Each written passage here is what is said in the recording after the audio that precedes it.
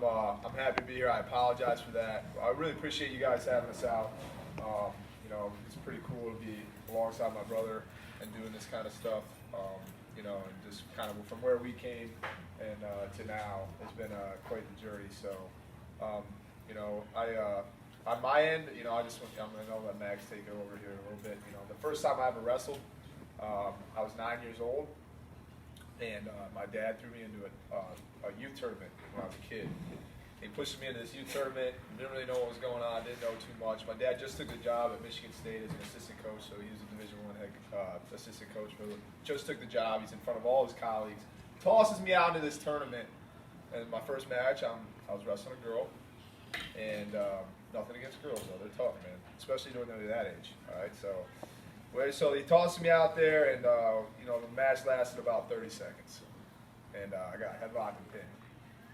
And what you're supposed to do is, shake your hand, be a good sport and walk off the mat. Well, that didn't go that way for me. I decided to act like I was paralyzed on the mat, which I started screaming. I couldn't feel my legs, and I was army crawling around the center of the mat. Just let that sink in real quick. Like what that looks like to the outside world, okay?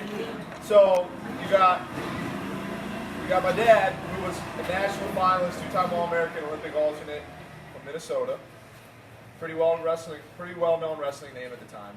His son is army crawling, screaming that he can't feel his legs around the center of the mat in front of all his new colleagues.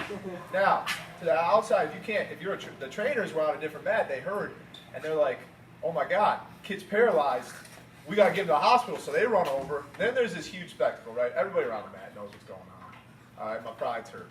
So my mom looks at me and goes, Gabe, my dad patted my mom on the shoulder. He's like, hey, I got to get the hell out of here. Let's stop doing this. And then my mom goes, Gabe, they're going to bring the ambulance here, and you're going to have to go to the hospital.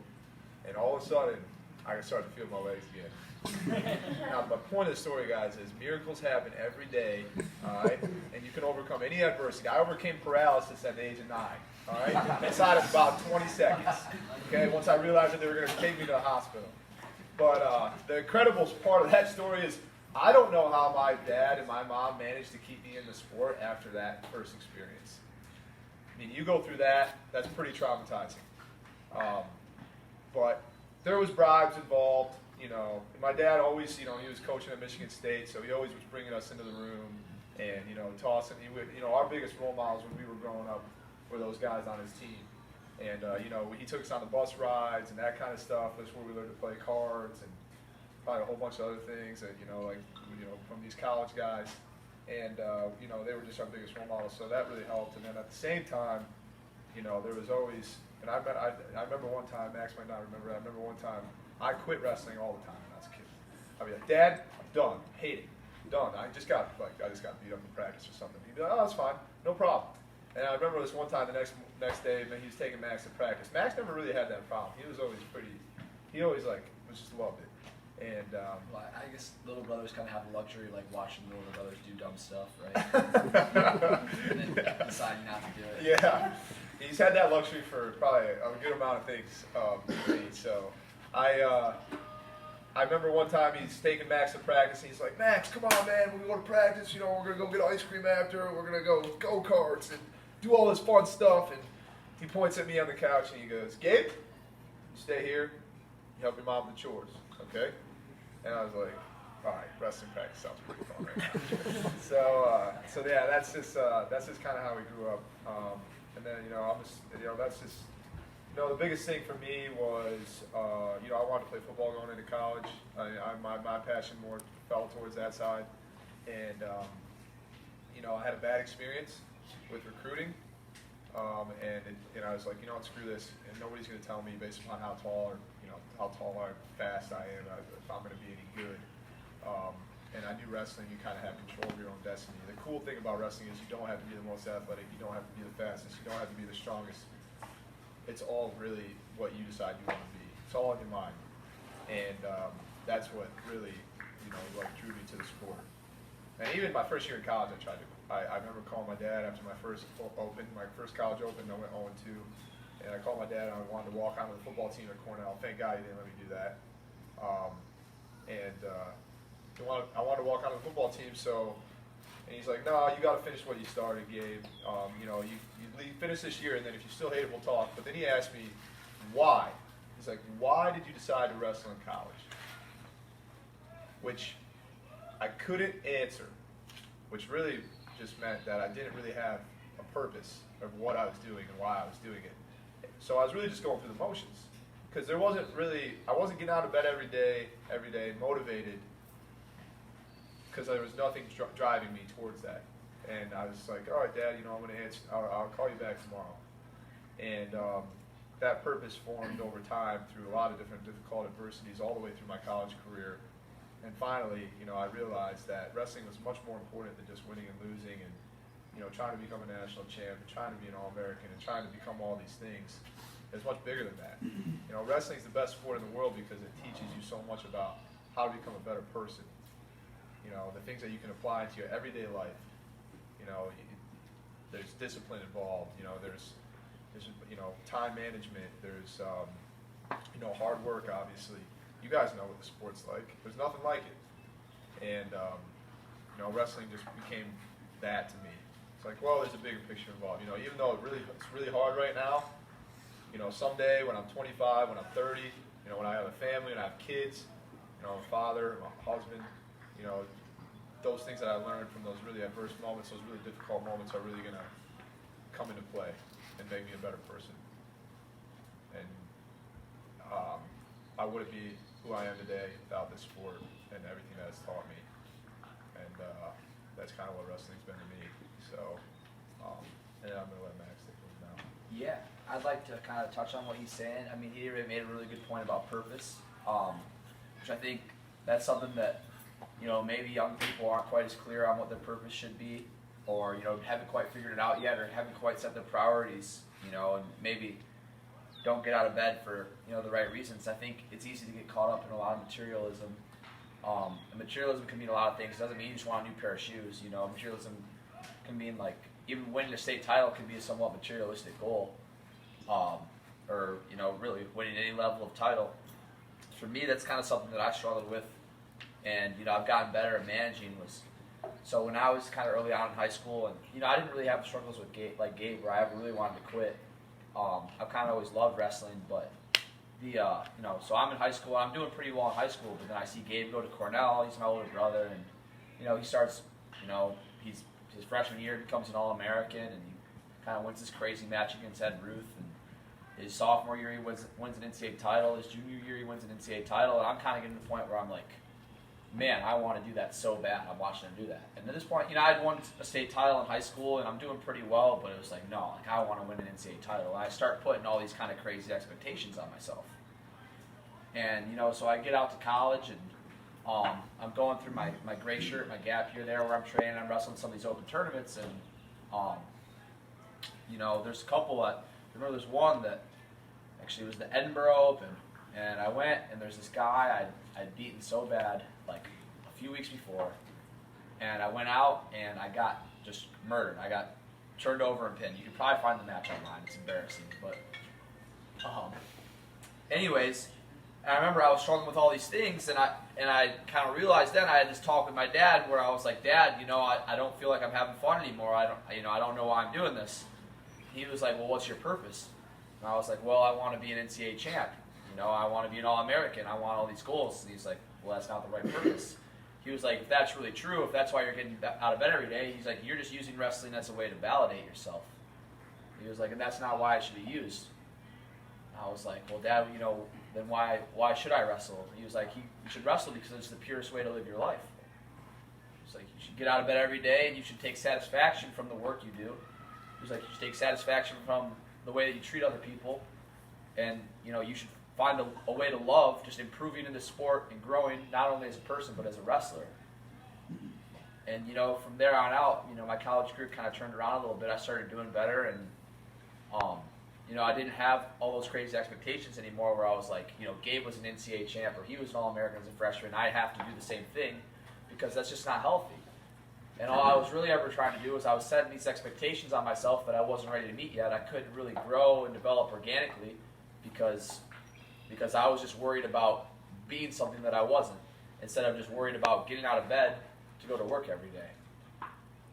So, I kind of just worked to adjust my mindset, and, what I found is that when you're going to be the happiest is when you're living your life just for pure reasons. And that means getting away from materialism and just focusing on the work that you're doing, focusing on the people that you're around, and putting your effort and your energy into that. And not so much worrying about what you're going to accomplish or what you're not going to accomplish. Because if that's all you're focused on, that's not going to get you anywhere.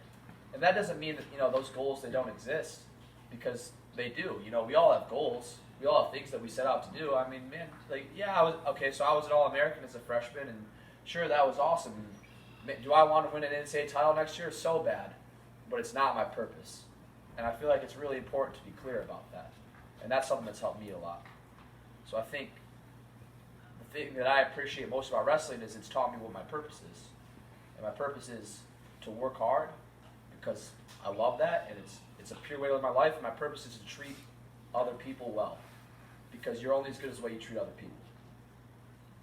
So I think that's really cool. So you guys just got two different ways of how two guys, even though we're brothers, found their purposes in the sport.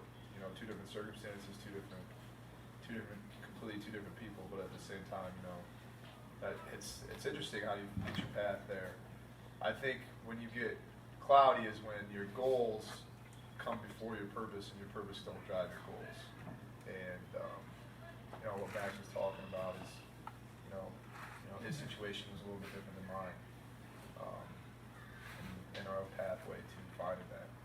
Now, some of you guys might just go in one ear out the other, but I swear the younger that you figure this stuff out, and Max figured it out younger than I did.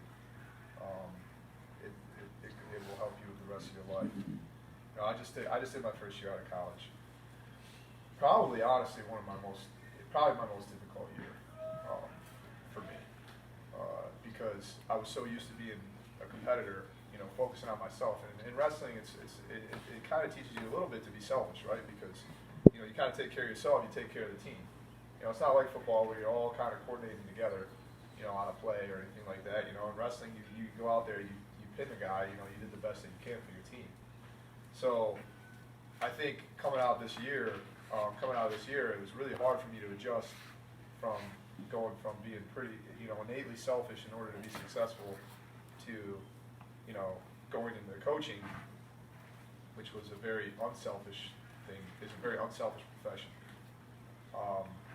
And I made so many mistakes this year.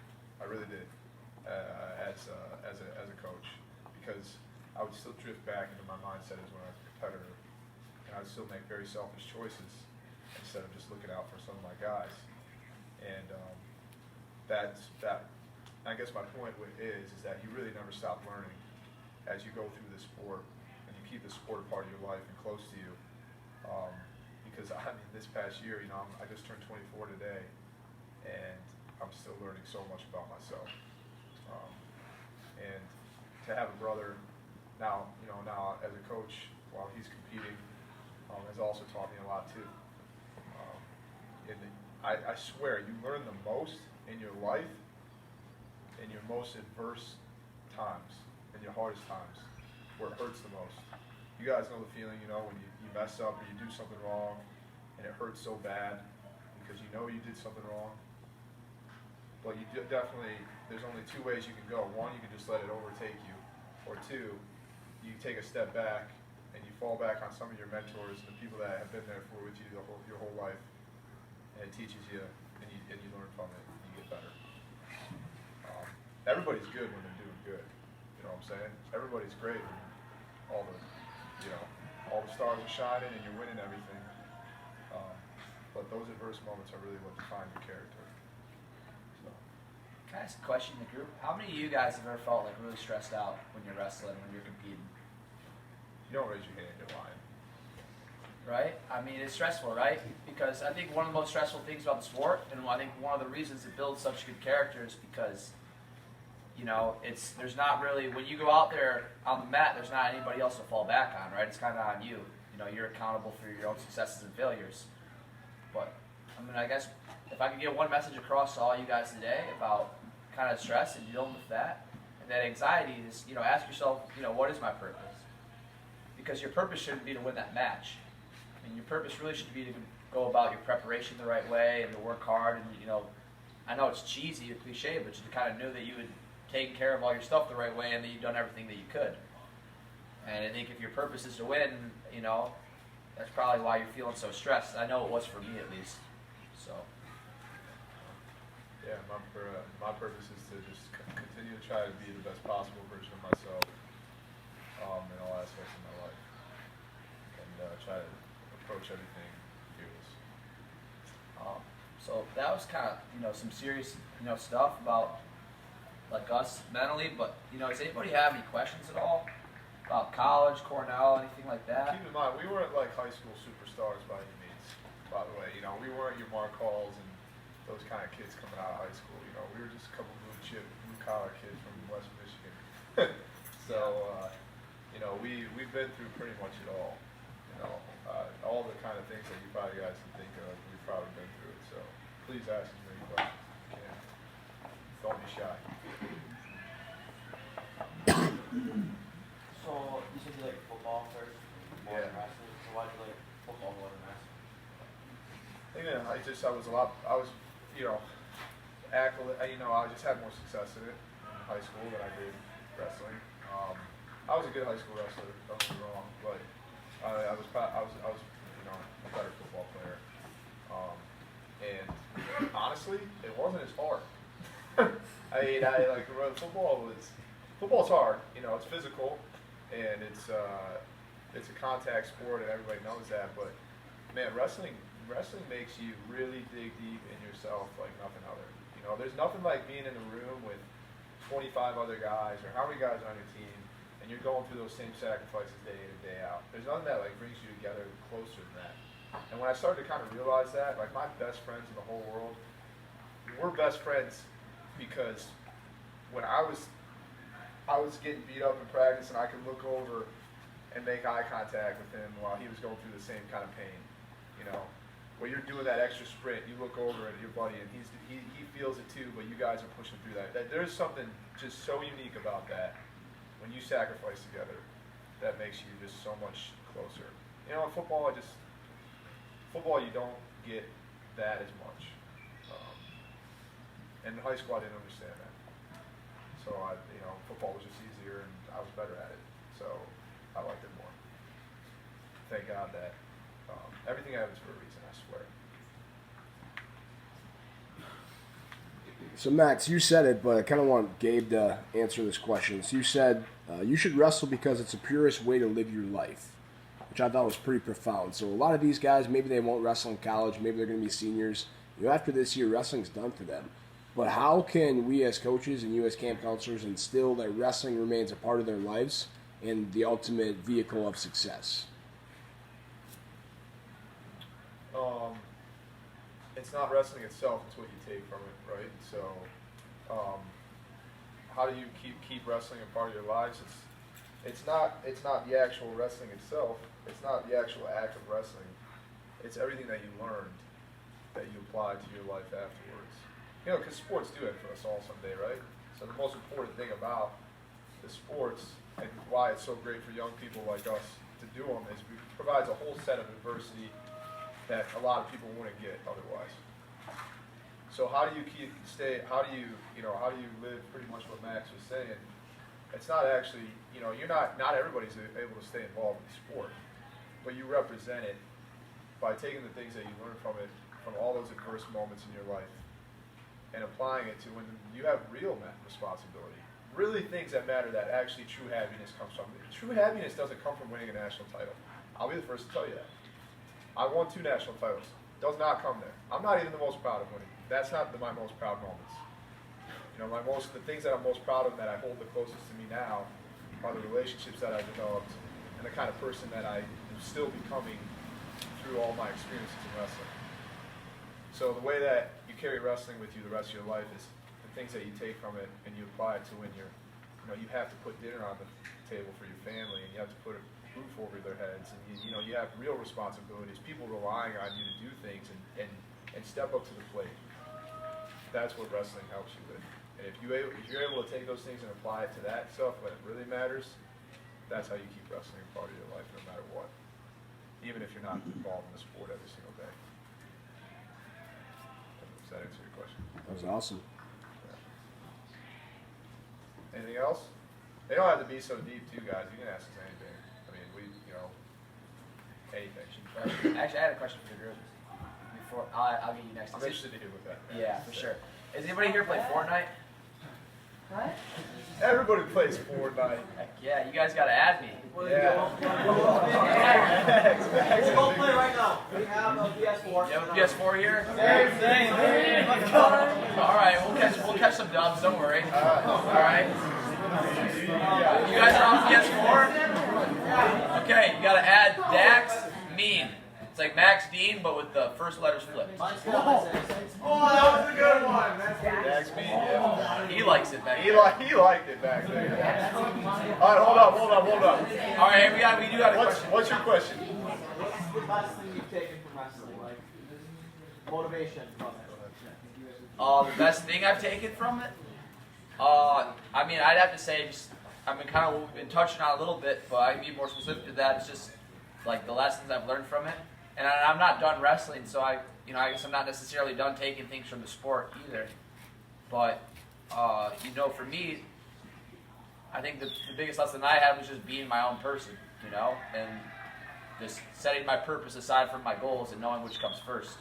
So, my purpose is, like I said, is to get out of bed every day, to work hard at being the best version of myself, and, to try to treat all the people around me the same way and inspire them as well.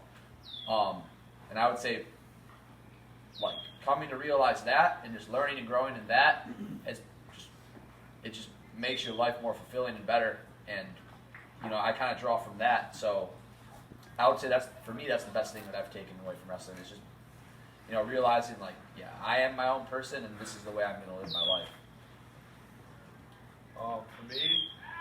For me, it probably falls along the same lines. I will say,